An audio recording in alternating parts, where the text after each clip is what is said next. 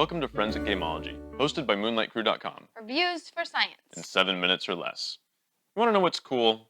Street Fighter. That's what's cool. Street Fighter deck building game is coolness distilled in a card game. Board game. Anyway, this is the Street Fighter deck building game by the Cerberus engine, popular from Cryptozoic, and it's a little bit different than the other Cerberus engines in that it has basically when you fight villains, instead of beating the villain and using him in the deck, you gain the location where you fought. So these locations are not shuffled into the deck. You have to earn them by beating other contestants. Well, these, when you fight them, do not attack everybody. They only attack you. And if you've played other Cerberus engine games, you know what I'm talking about. When you have that perfect hand and someone goes and beats a villain and it makes everyone discard 2 cards and you're like, well, now I have 3 power and I had 10. I lost 7 power. This is ridiculous. Well, this doesn't happen here. Here, if I beat this person, I suffer the consequence. Molly does not. Very refreshing. Very thematic. Because it's PvP, it's player versus player. Also, we've been given these, I can't remember what these are called. Specials? Ultras. These ultras are unique to each player, and they start the game underneath the superhero or fighter or whatnot. And you can purchase them for their cost, but only you can purchase them. Throughout the game, more cards will go underneath your player, and you can purchase those as well. So it effectively makes the lineup bigger for you. Or you can be attacked and things go underneath. That sometimes is detrimental. Yeah. And then another thing that makes this different is that the weaknesses go away when you play them. What a big deal. Yeah. And it's mostly because there's so many attacks in this game that give weaknesses that it would not work without that. I've said a lot, simplicity versus complexity. Molly, go. Go, quick. This game adds a little bit more complexity to the base game with the cards going underneath the superhero because they don't count as points, and in order to get them back in your deck, at the end of the game, if they're still underneath here, they don't count as points.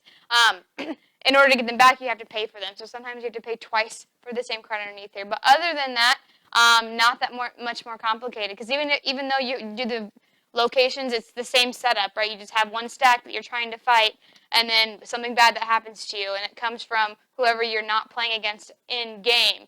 And then most of the attacks that are in here too only target one person. And so not just the superhero or supervillain attack that targets one person, but all of these you just says choose a foe, and that foe does something much like player on player. So, yeah. This game is simple. If you've played any of the DC deck builders or Lord of the Rings or whatnot, you'll be able to pick this up easily. But if not, the rulebook is not intimidating. It's large print. It's got a lot of examples, and it's a very basic deck building game.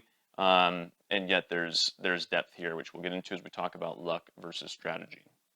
I think this game adds an element of more strategy than other of the Cerberus engine games because you have to choose someone to attack. And that is so huge because you're not just blanketly attacking everyone. It reminds me of other games where you choose just one person to attack and you have to do it strategically. Do you think they're in first? Do you think they're going to attack you? Do you think that are they going to have their ultra? We forgot to mention the ultra has a counterattack, and that's what happens. That's what your hero or fighter, it triggers your counterattack, which means if Tom attacks me, I'm like, well, I'm going to play my ultra, which means I actually am going to attack him. And so, and he can defend that as well, but I think it's strategic in who you choose to attack that the other games don't have. Some have started to come out with choose one person to attack, but with the addition of the ultra, I think it's pretty strategic in that one aspect too. The choices you make in this game matter so much. To the point, it matters in what order you play your cards. Now, of course, every deck builder, it seems that that's important.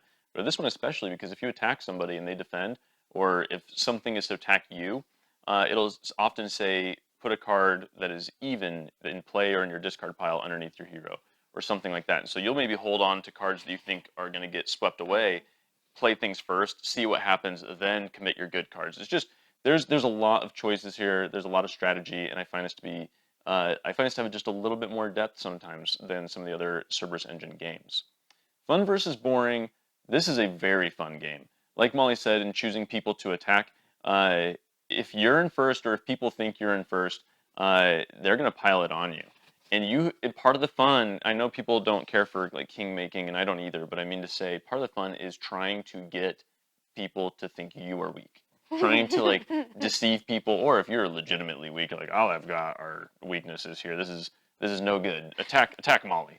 But there's just so much fun. There's a lot of diplomacy in this game, as it were, and just it's a cool theme. I like Street Fighter. I mean, if they come out with a Mortal Kombat theme, I've been telling. printing Yeah. money.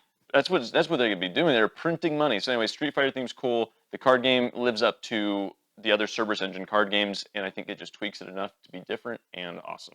Yeah, I really like the theme in this. I really like that it makes you feel like it's one-on-one, and you're in different cities, and so you won in that city, so you get that location, memorializing that you. That's not the right word, but Commemorating?